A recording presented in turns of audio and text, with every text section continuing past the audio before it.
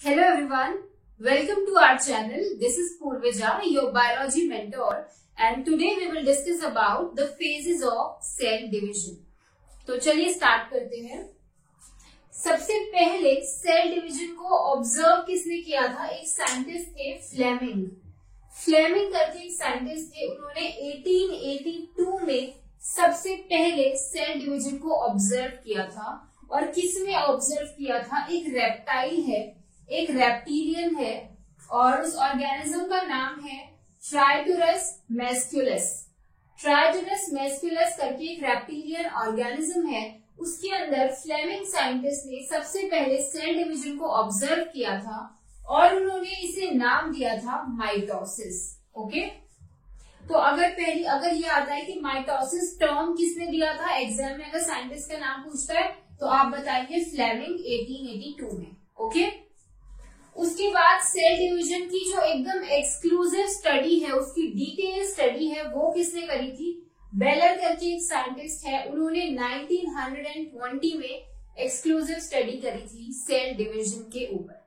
ठीक है, देखो स्टूडेंट्स, अब हम बात करते हैं मोड्स ऑफ सेल डिवीजन की। सेल डिवीजन बेसिकली 3 तरह का होता है। एक है एमाइटोसिस, दूसरा है माइटोसिस और तीसरा है मियोसिस।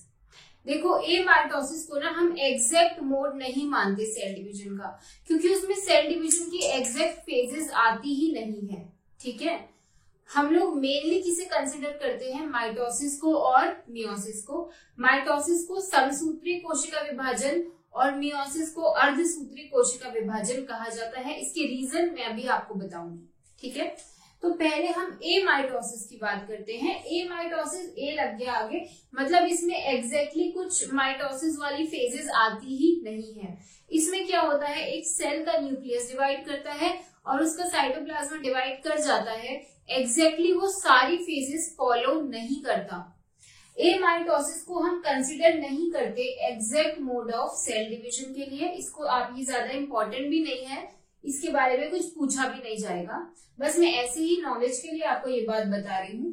और कुछ सेल्स हैं जो एमाइटोसिस शो करती है, जैसे मैमल्स की कार्टिलेज की cell, disease cell, old cells, ये सब कुछ सेल्स हैं जो एमाइटोसिस शो करती है। अब जो इम्पोर्टेंट है उसकी हम बात करते हैं।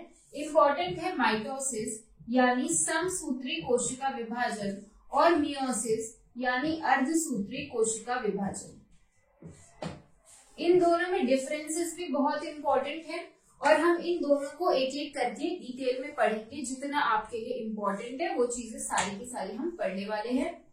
माइटोसिस कौन सी सेल में होगा? सबसे पहले तो आप ये चीज अपने दिमाग में एकदम क्लियर रखो कि माइटोसिस कहाँ होता है बॉडी में और मियोसिस कहाँ होता है।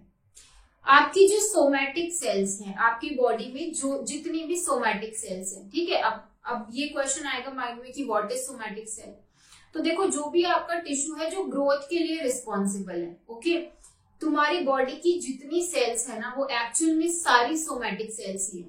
केवल अगर हम जर्म सेल्स को छोड़ दें तो जर्म सेल जो गैमीट बनाती है, ठीक है, जो मेल में स्पर्म और फीमेल में एग या ओवा बनाती है, वो होती है जर्म सेल्स, जो हमारे रिप्रोडक्टिव ऑर्गन्स में प्रेजेंट होती हैं।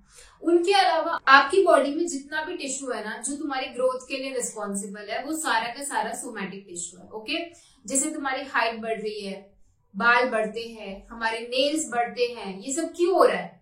क्योंकि वहां पे जो सेल्स है उनमें डिविजन हो रहा है। ऑफकोर्स, तो कौन सा सेल डिविजन हो रहा है? वहां पे माइटोसिस हो रहा है। ठीक है, हमें कहीं चोट लग जाती है तो वहां पे रिपेयर हो जाता है कुछ टाइम में, या रीजनरेशन हो गया है, वो ऑर्गन जो है उसने खुद को हील कर लिया है, रिपेयर हो गया है, कोई कट लगा था वो घाव भर गया है। ये सारी चीजें क्यों हो रही है? क्योंकि वहां आपका सोमैटिक टिश्यू प्रेजेंट है और उसमें माइटोसिस हो रहा है, उसमें समसूत्री कोशिका विभाजन हो रहा है। ठीक है, तो ये पॉइंट क्लियर हुआ। माइटोसिस कहाँ होता है? सोमैटिक सेल में होता है। उसके बाद मियोसिस कहाँ होता है? मियोसिस होता है हमारी जर्म सेल्स में। जर्म सेल्स प्रेजेंट होती हैं हमारे गोनेड्स में, जैसे मेल गोनेड है टेस्टिस और फीमेल गोनेड है ओवरी। ठीक है, तो टेस्टिस में स्पर्म बनते हैं, मेल गैमीट, और ओवरी में एग बनता है, वो फीमेल गैमीट होता है। ठीक है, तो इन गैमीट्स का फॉर्मेशन किससे होता है? जर्म सेल से होता है। ओके, और जर्म सेल में कौन सा सेल डिवीजन होता है? मियोसिस। ऑलवेज ये तो एकदम दिमाग में बिठा लो, याद कर लो, मियोसिस हमेशा कहाँ होगा? जर्म सेल में, चाहे प्लांट हो चाहे एनिमल हो, कोई भी हो। और माइटोसिस हमेशा किसमें होगा? सोमैटिक सेल में। इसीलिए माइटोसिस को हम सोमैटिक डिवीजन भी बोलते हैं। और माइटोसिस का दूसरा नाम है इक्वेशनल डिवीजन, इसे हम इक्वेशनल डिवीजन भी बोलते हैं। ऐसा क्यों? क्योंकि समसूत्री कोशिका विभाजन या इक्वेशनल डिवीजन दोनों का ही मतलब ये होता है कि जितना क्रोमोसोम मदर सेल में प्रेजेंट था, जितने क्रोमोसोम का नंबर मम्मी में होगा, उतने ही क्रोमोसोम का नंबर उसकी डॉटर सेल्स में भी होगा। जैसे अगर ह्यूमन सेल की बात करूं तो मदर सेल में 46 क्रोमोसोम थे, तो उसकी जो ये डिवाइड करके 2 डॉटर सेल बनाएगी, तो इसकी दोनों डॉटर सेल्स में भी 46 क्रोमोसोम होंगे। इसका मतलब जो डॉटर सेल्स हैं वो एकदम हूबहू कॉपी हैं अपनी मदर सेल की, इनमें किसी तरह का कोई भी फर्क नहीं होता।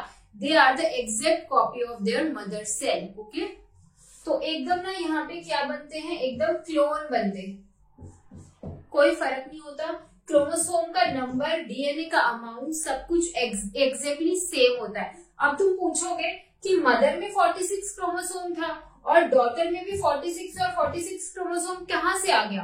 तो याद करो, एस फेज में हुआ था डीएनए का रेप्लिकेशन। ठीक है, डीएनए रेप्लिकेशन, वहां डीएनए ने या क्रोमोसोम ने अपने कंटेंट को डबल कर लिया था। तो आधा कंटेंट इधर आ गया, क्योंकि कंटेंट डबल हुआ था ना, तो आधा इधर आ गया, आधा इधर आ गया। तो 46 क्रोमोसोम ही यहाँ होंगे और 46 ही यहाँ पे प्रेजेंट होंगे। उसके बाद जो माइटोसिस होता है वो एक ही डिवीजन है। ठीक है, माइटोसिस एक ही डिवीजन है, एक बार में ही एक मदर सेल से 2 डॉटर सेल बन जाएगी। लेकिन जो मियोसिस है, इसमें क्या होता है? इसमें कंटिन्यूअसली 2 डिवीजन होते हैं। ठीक है, एक होता है मियोसिस 1 और दूसरा होता है मियोसिस 2। ठीक है, मियोसिस 1 में एक मदर सेल से 2 डॉटर सेल बनती है और एकदम इसके कंटिन्यू ही, इसके साथ साथ ही फिर दूसरा सेल डिवीजन हो जाता है, जिसमें ये दोनों सेल्स फर्दर 2 सेल्स में डिवाइड हो जाती है। ठीक है, तो हम क्या बोलेंगे कि माइटोसिस में तो एक मदर सेल से कितनी डॉटर सेल बनती है? 2।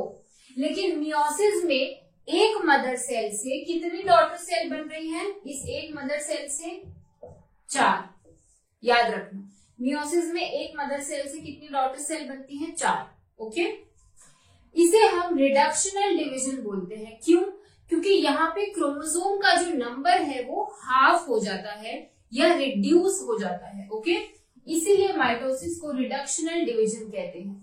जैसे अगर मदर सेल में क्रोमोसोम का नंबर 46 है ना, तो उसकी जो डॉटर सेल्स बन रही हैं उनमें क्रोमोसोम का नंबर कितना होगा? 23। इसमें भी 23, इसमें भी 23, यहाँ भी 23 है, यहाँ भी 23।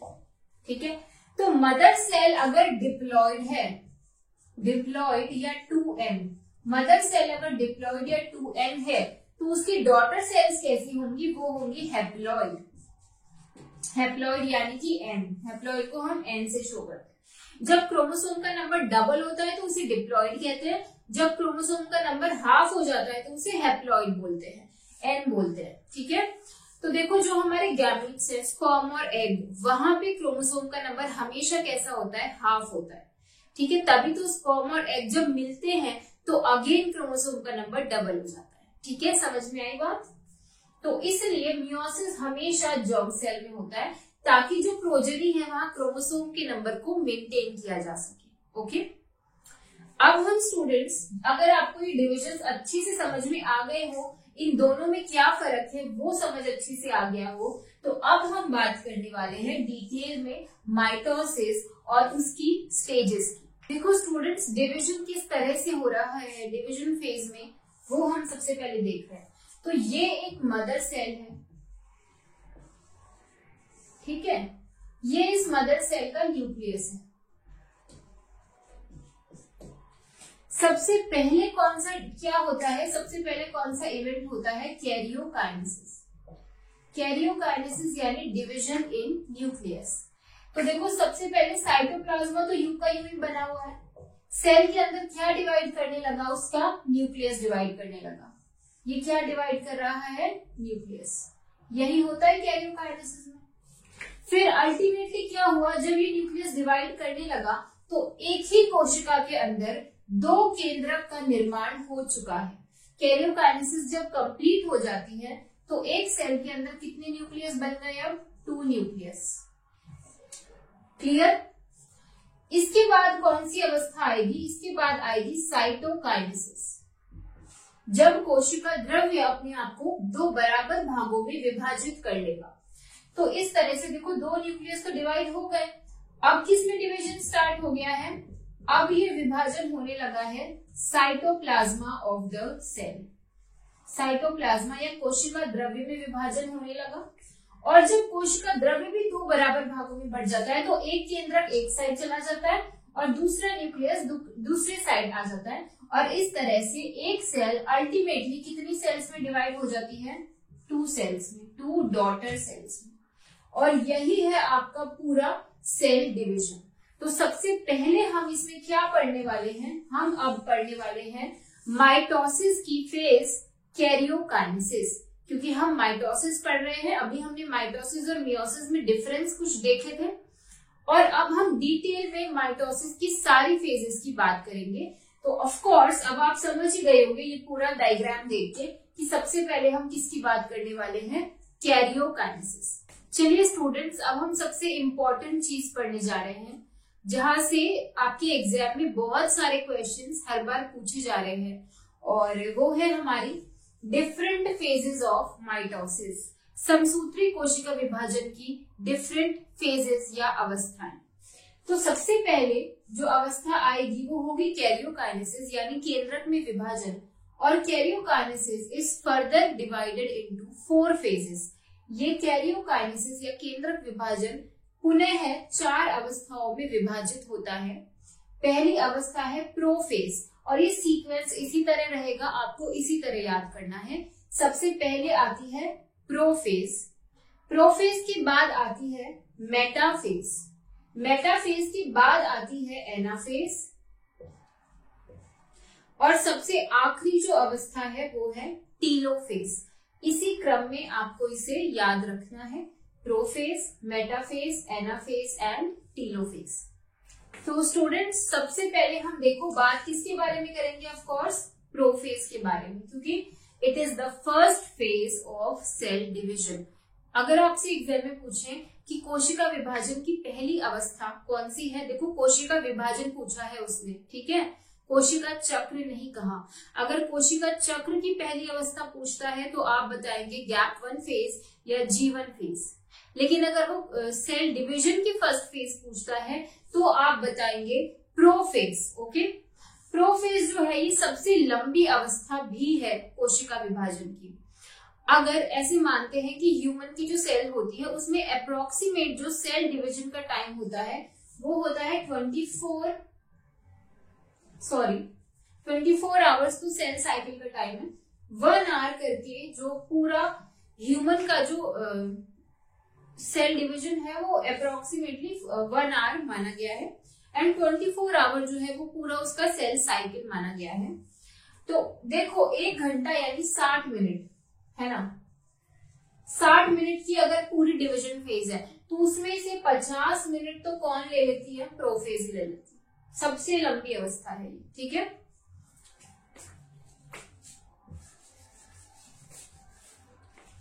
अब उसके बाद देखो प्रोफेज में क्या क्या इवेंट्स होने वाले हैं, है ना।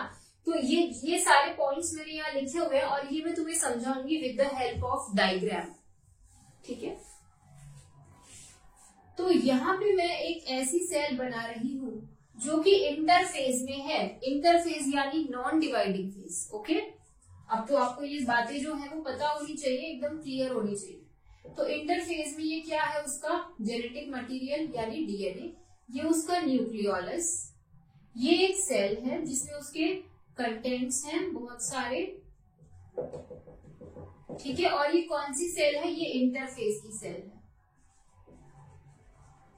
ये इंटरफेज में है या ये नॉन डिवाइडिंग फेज है, ये डिवीजन में गई है, ठीक है।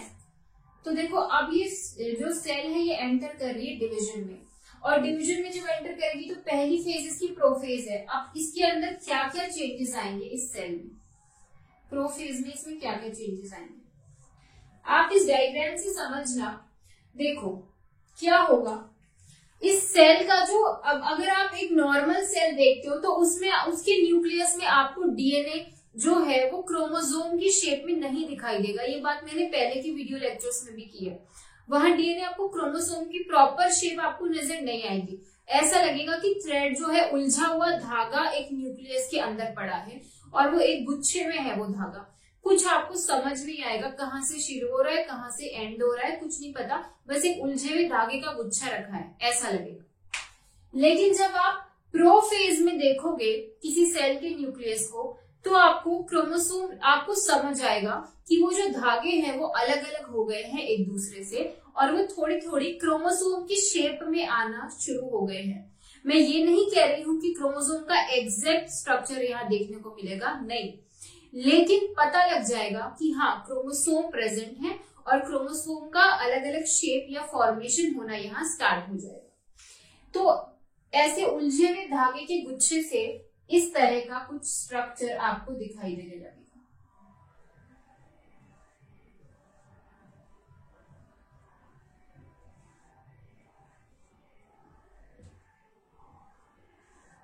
ठीक है, इस तरह के आपको प्रॉपर क्रोमोसोम के स्ट्रक्चर्स नजर आने लगेंगे, है ना।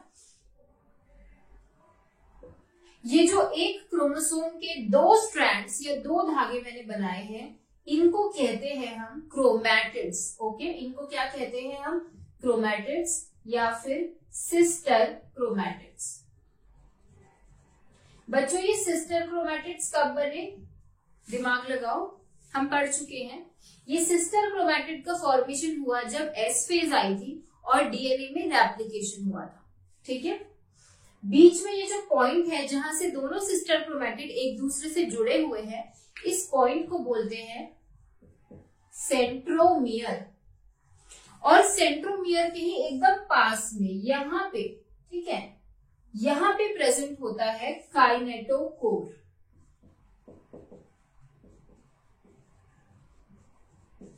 ठीक है, काइनेटोकोर जो इन सिस्टर क्रोमैटिड्स को एक दूसरे से जोड़ के रखने का काम करता है।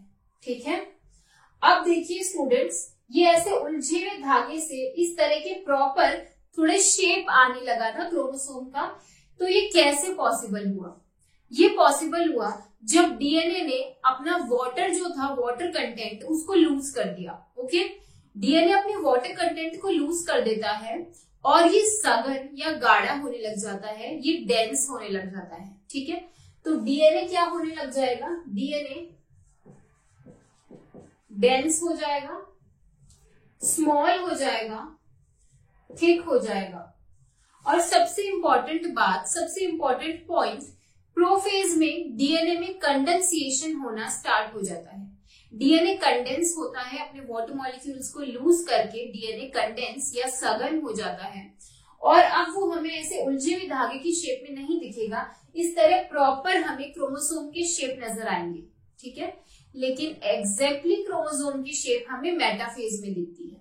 ओके, इसके बाद देखो यहाँ तो न्यूक्लियस का एक मेम्ब्रेन भी था, न्यूक्लियर मेम्ब्रेन, जिसे हम केंद्रक झिल्ली बोलते थे। लेकिन जो हमारी प्रोफेज आएगी उसमें क्या होगा, ये केंद्रक झिल्ली जो है ये डिसअपेयर या गायब होने लग जाएगी। ठीक है, केंद्रक की जो झिल्ली है, इसीलिए मैं यहाँ डॉटेड लाइन शो कर रही हूँ क्योंकि अब आपको डिवीजन कराना है ना, तो सेल के अंदर जो भी कंटेंट है ना, मतलब उसकी जो सेल ऑर्गेनेली है, जैसे एंडोप्लाज्मिक रेटिकुलम,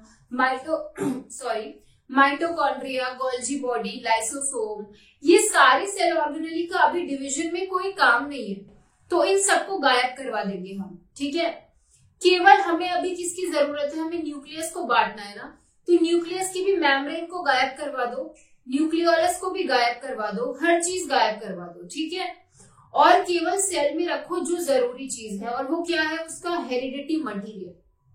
तो प्रोफेज में क्या होगा, सेल ऑर्गेनेलीज डिसअपेयर हो जाएंगे, न्यूक्लियस की मेम्ब्रेन डिसअपेयर हो जाएगी और न्यूक्लियस के अंदर एक और स्ट्रक्चर होता था जिसे न्यूक्लियोलस बोलते थे, और ये जो न्यूक्लियोलस है ये भी यहाँ पे डिसअपेयर हो जाएगा। देखो यहाँ इंटरफेज वाली सेल में न्यूक्लियोलस प्रेजेंट है, लेकिन जब सेल प्रोफेज में एंटर कर गई है तो इसका जो न्यूक्लियोलस है वो भी गायब होने लग जाएगा। ओके, यहां तक आपको बात समझ में आई, क्लियर हुई? अब आपको पता है कि यहाँ पे एक तारे जैसा स्ट्रक्चर प्रेजेंट होता है यहाँ न्यूक्लियस के थोड़ा सा पास में बाहर की तरफ। इस स्ट्रक्चर को बोलते हैं सेंट्रोसोम। ये हम पढ़ चुके हैं, सेंट्रोसोम, जिसमें सेंट्रियोल प्रेजेंट होते हैं। ठीक है, तारक काय। प्रोफेज में एक और चीज होती है कि ये जो तारक काय है इसमें भी विभाजन हो जाता है। एक तारक काय तो यही रहेगा। देखो ये जो सेंट्रियोल था, मैं ऐसे बना रही हूँ, ये ना डुप्लीकेट कर गया और ये डिवाइड कर गया, तो एक तो यही रहेगा, लेकिन जो दूसरा वाला सेंट्रियोल होगा ना वो मूव करेगा टुवर्ड्स ऑपोजिट पोल और मूव करके चला जाएगा नीचे इस तरह से। ठीक है, तो एक सेंट्रियोल तो ऊपर आ गया एक पोल की तरफ और दूसरा सेंट्रियोल ऐसे नीचे आ गया। दो सेंट्रियोल हो गए, दोनों एक एक पोल पे हो गए। अब मैं इस न्यूक्लियर मेम्ब्रेन को हटा देती हूँ, ये गायब हो गई है अब तक तो।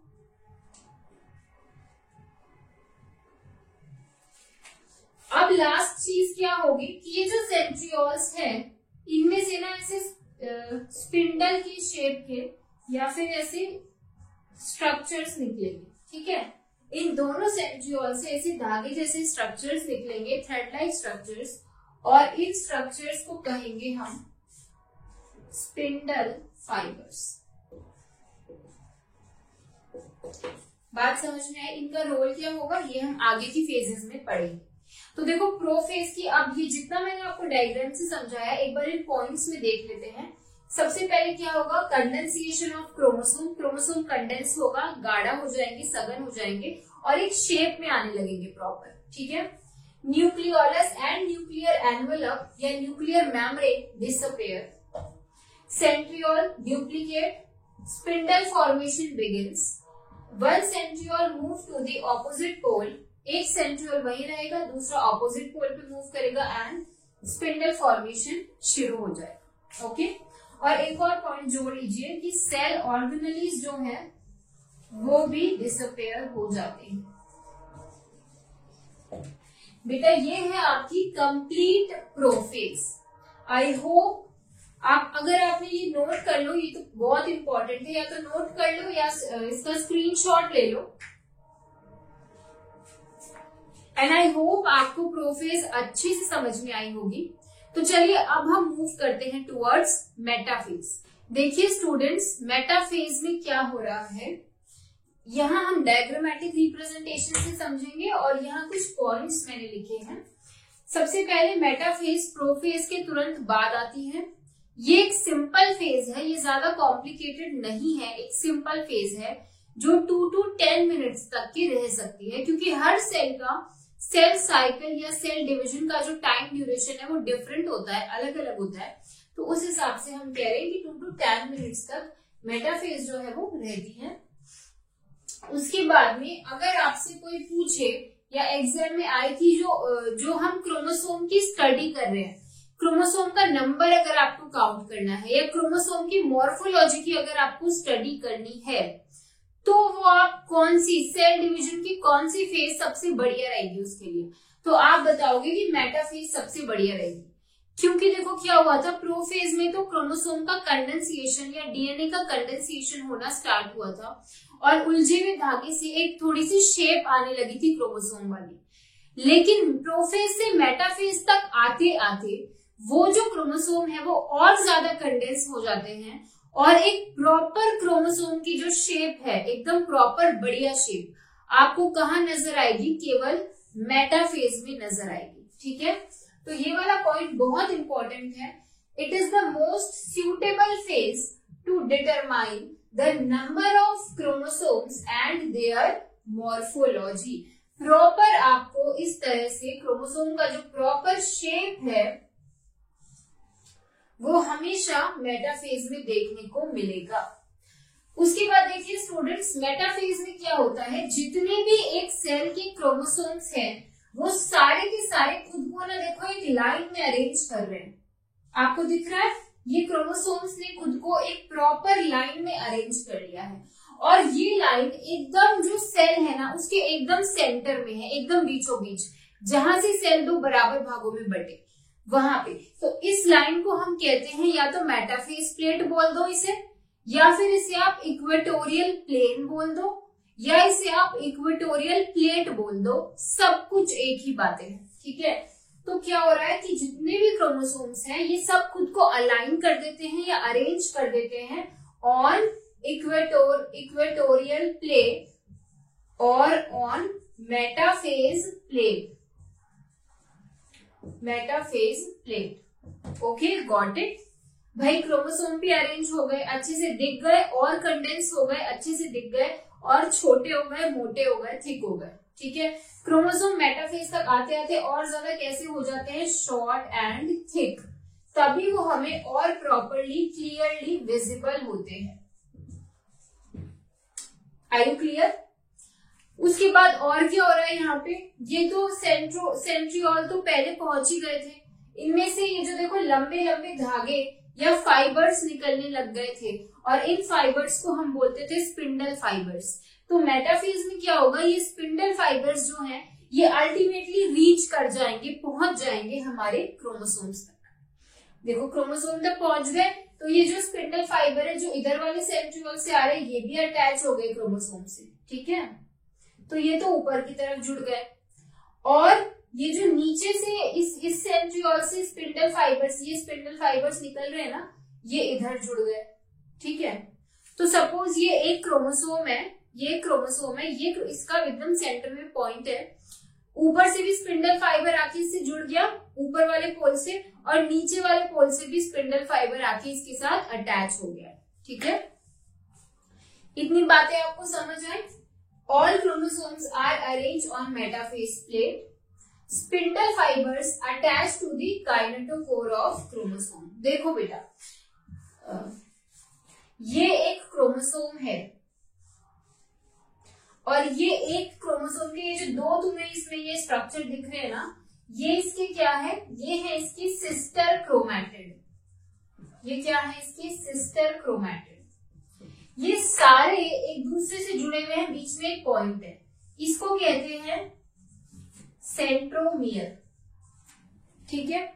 और सेंट्रोमियर के थोड़ा सा ऊपर यहां इस तरह, यहां यहां यहां और यहां इस तरह से एक प्रोटीन प्रेजेंट होता है, इसे कहते हैं काइनेटोकोर, ठीक है। तो अगर आपसे पूछे कि स्पिंडल फाइबर क्रोमोसोम पे एग्जैक्टली कौन सी जगह पे जाके अटैच होता है, तो आप बताएंगे स्पिंडल फाइबर काइनेटोकोर पे जाके अटैच होता है, ठीक है। तो स्टूडेंट्स, इस वीडियो लेक्चर में हमने दो इंपॉर्टेंट फेजेस पढ़ी हैं सेल डिवीजन की, which is prophase and metaphase. इसके बाद जो आखिरी की दो फेजेस हैं, एनाफेज और टीलोफेज, उसके बारे में हम नेक्स्ट वीडियो लेक्चर में बात करने वाले हैं। Thank you so much.